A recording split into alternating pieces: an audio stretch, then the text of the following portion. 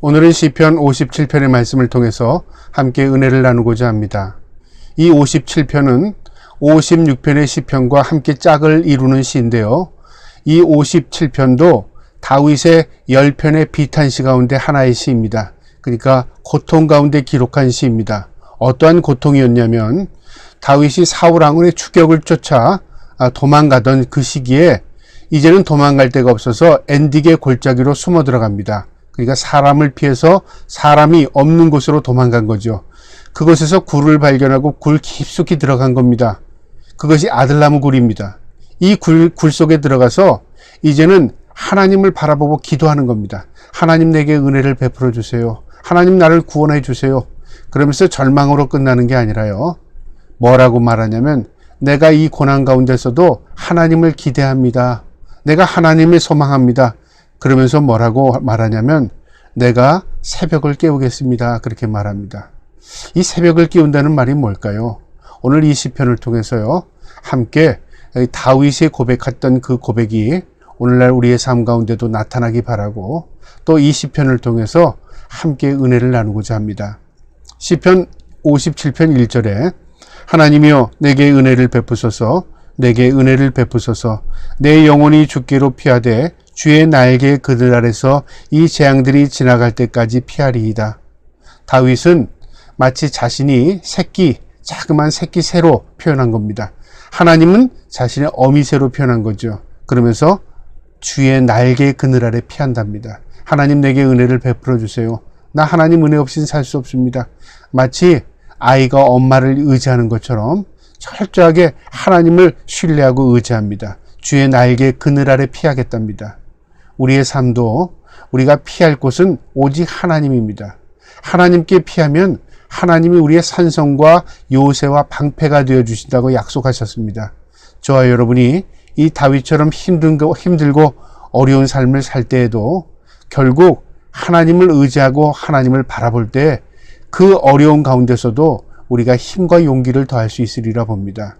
다윗은 주의 날개 그늘 아래 피한답니다. 2절에 내가 지존하신 하나님께 부르짖으며 곧 나를 위하여 모든 것을 이루시는 하나님께로다. 지존하신 하나님, 어디에나 계시고 무엇이든지 할 수 있고 무소불능하신 하나님, 그 하나님께 자신의 모든 것을 부르짖는답니다. 아뢰겠다 그 말이죠. 그러면서 나를 위하여 모든 것을 이루시는 하나님께로다. 하나님과 자신의 관계를 무엇으로 표현하냐면 자신은 하나님 앞에 어린 새끼에 불과하지만 자신이 하나님을 의지함에 있어서 하나님은 모든 것을 이루실 수 있는 능력이 있으신 하나님으로 표현하는 겁니다. 그러니까 자신은 철저하게 낮추고 하나님은 철저하게 높이는 거죠. 왜 이런 겸손함이 다윗에게 나타났을까요? 아마 다윗은 골리앗을 쓰러뜨린 이후에는 많은 사람의 칭송을 받음을 통해서요. 그가 마음 가운데 어떤 교만한 생각도 들었을 겁니다. 그래, 내가 하나님을 의지했더니 하나님이 나에게 이런 힘을 주셨지. 너희들은 할 수 없는 놀라운 능력을 내게서 하나님 베풀어 주셨지. 그래서 다른 사람과 비교할 때 많은 사람이 칭송하니까 자신이 나름대로 어깨가 으쓱으쓱 했을지도 모릅니다. 그런데 그 이후에요. 사울 왕으로부터 미움을 받게 되었고 그것으로 인해서 10년 동안 도망을 다니면서 철저하게 짓밟히고 철저하게 망가집니다. 무너진다 그 말이죠. 그걸 통해서 무엇을 깨닫게 되냐면요. 자신의 무능력, 자신의 연약함 이런 걸 깨달으면서 자신이 겸손하지 않을 수가 없는 거죠. 우리 인간이 그렇습니다. 내가 겸손해야지, 내가 다른 사람에게 겸손함을 보여야지 우리가 의식적으로 그렇게 할 수 있지만요. 그건 겸손이 아닙니다. 진정한 겸손은요. 자신이 없어진 겁니다. 하나님께서 우리를 겸손케 하셔야만 우리가 온전히 겸손해질 수 있는 거죠. 그래서 은혜를 입어야 겸손해질 수 있는 것입니다. 다윗은요. 이 아둘나무 굴에서 이 엔딕의 골짜기에서 그리고 광야 생활 가운데 그는 겸손을 배우게 됩니다. 어떠한 겸손이냐면요. 자신이 망가지고 무너짐을 통해서 이제는 하나님의 도움 없이는 내가 생명을 유지할 수 없습니다 하는 철저한 자기 부인을 배우게 되는 겁니다. 이것이 다윗이 신성국가를 이룬 이후에요. 그가 어려울 때마다 하나님을 의지하는 저력이 생긴 겁니다. 만약에 이 시기가 없었다면 다윗은 아마 이 왕권을 잡은 이후에 교만해서 결국 하나님 앞에 징계받을 수밖에 없었던 그런 상황이 왔을지도 모릅니다. 그런데 이 어려운 시기를 경험함을 통해서 그가 겸손함을 배우게 되는 겁니다. 3절에 그가 하늘에서 보내사 나를 삼키려는 자의 비방에서 나를 구원하실지라. 셀라. 하나님이 그의 인자와 진리를 보내시리로다. 하나님께서 나에게 하늘에서 보시고 나에게 인자와 진리를 나에게 베풀 줄 나는 믿습니다. 원수들은 나를 죽이려고 추격하지만 하나님은 나를 지켜주실 줄 나는 믿습니다 하는 절대 하나님에 대한 신앙입니다. 그래서 다윗은 어려우면 어려울수록, 힘들면 힘들수록 하나님을 의지하는 것이 더욱더 강해집니다. 이것이 나중에 그가 신성국가를 세울 때에 그가 하나님의 놀라운 은혜를 경험하는 계기가 됩니다.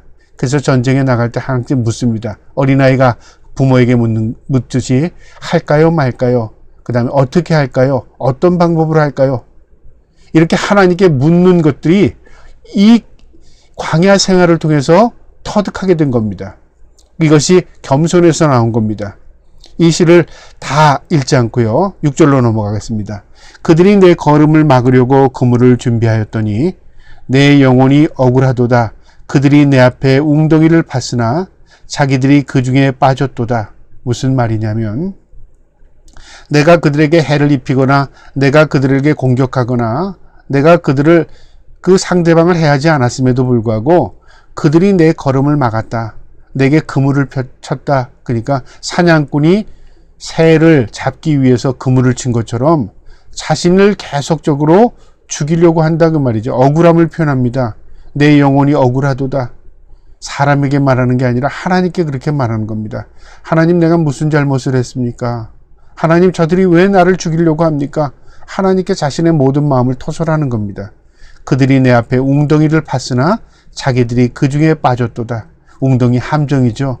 함정을 팠으나 그 함정에 오히려 자신들이 빠질 것이다. 그렇게 말합니다. 7절에 하나님이여 내 마음이 확정되었고 내 마음이 확정되었사오니 내가 노래하고 내가 찬송하리이다.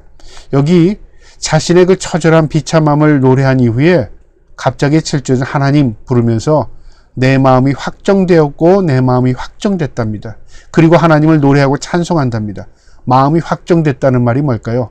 나 각오했습니다. 나 결단했습니다. 나 이제 하나님 흔들리지 않겠습니다. 그 말이죠. 확정했습니다.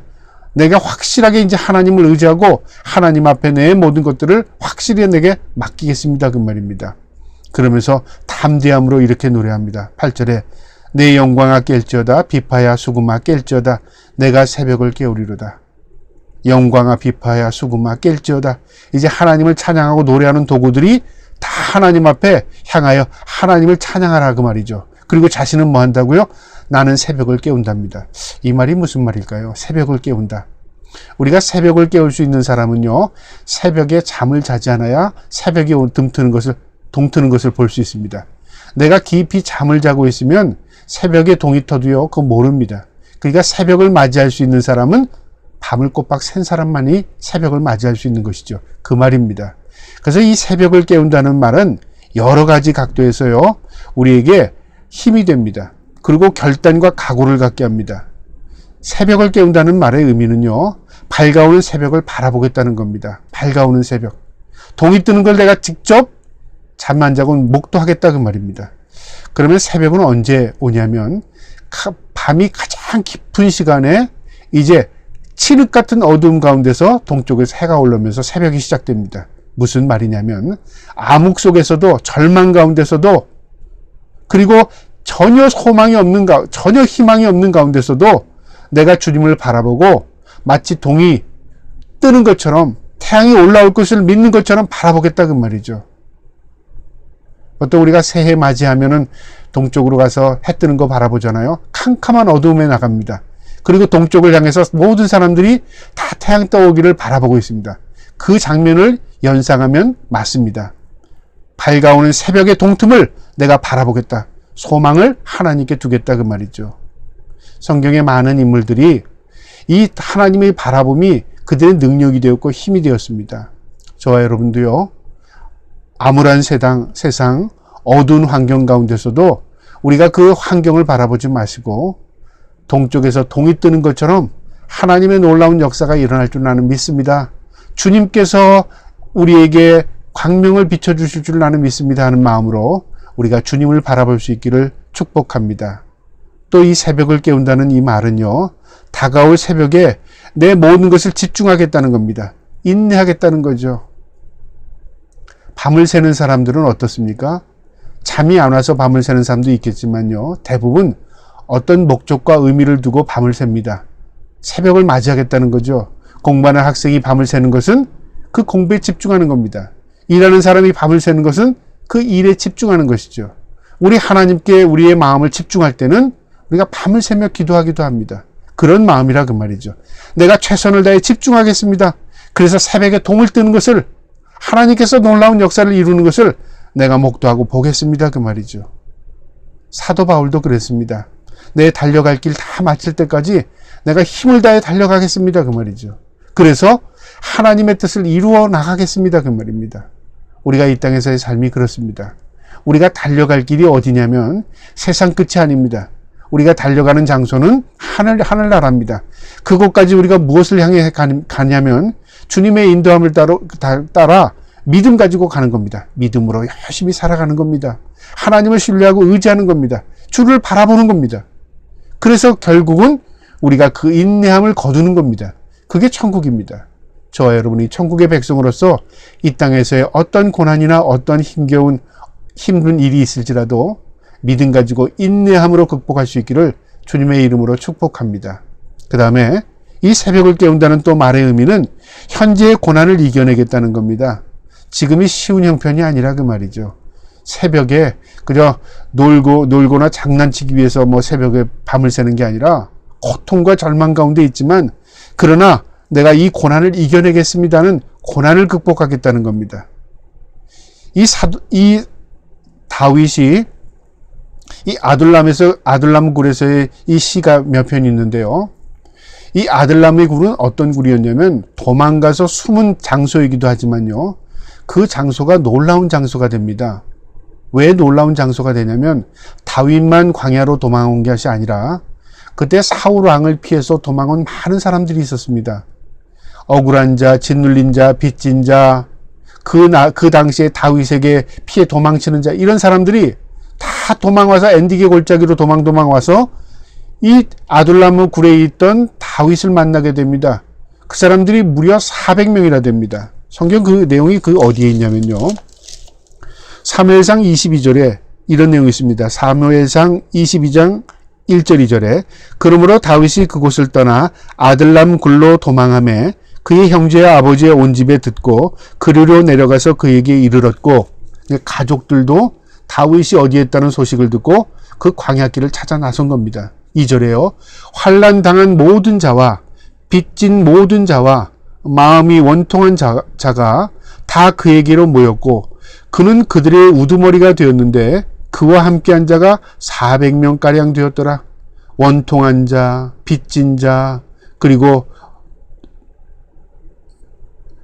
원통한 다음에 환난을 당한 자. 그러니까 삶 가운데 짓눌리고 억울하고 누명 쓰고 이렇게 답답한 심령이 있던 사람들이 다 도망쳤는데 그 광야에서 이 굴에서 다윗을 만났습니다. 무려 400명이나요. 이게 어떤 의미를 두냐면요, 그러면 다 도망 다니는 사람들이 많이 뭉쳤구나, 그 이야기가 아닙니다. 이 사람들이 나중에요, 신성국가인 다윗 왕국을 세울 때에 이들이 다 이 기초가 됩니다.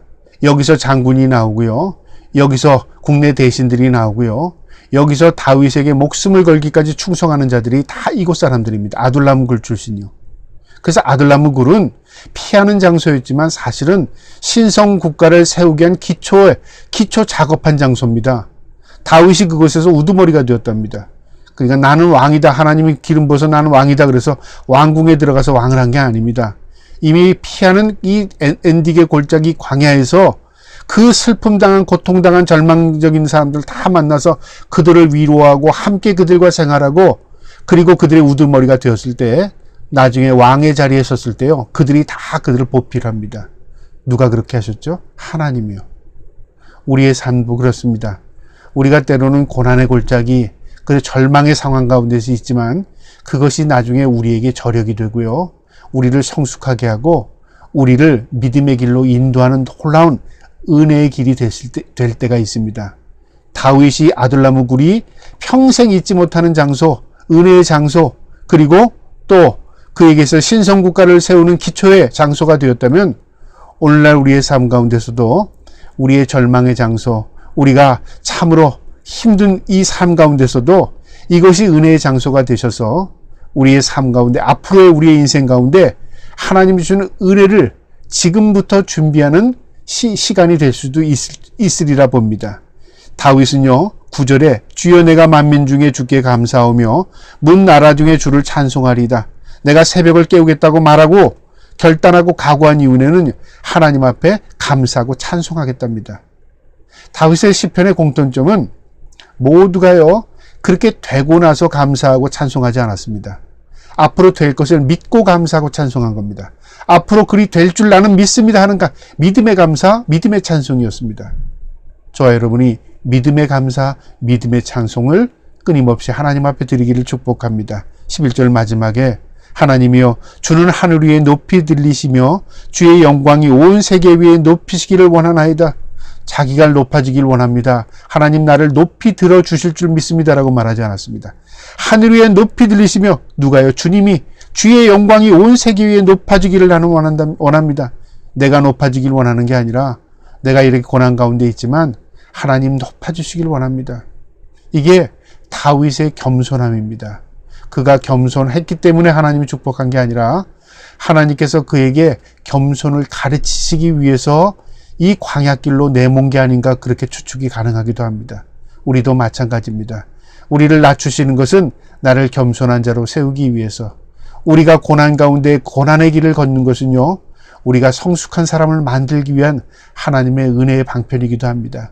저와 여러분이 이 다윗의 고백처럼 하나님을 찬송하고 감사할 뿐만 아니라 주님께서 영광을 받으시고 주님만이 높임을 받으시옵소서 고백할 수 있는 믿음의 고백, 믿음의 사람들 되기를 주님의 이름으로 축복합니다. 아멘.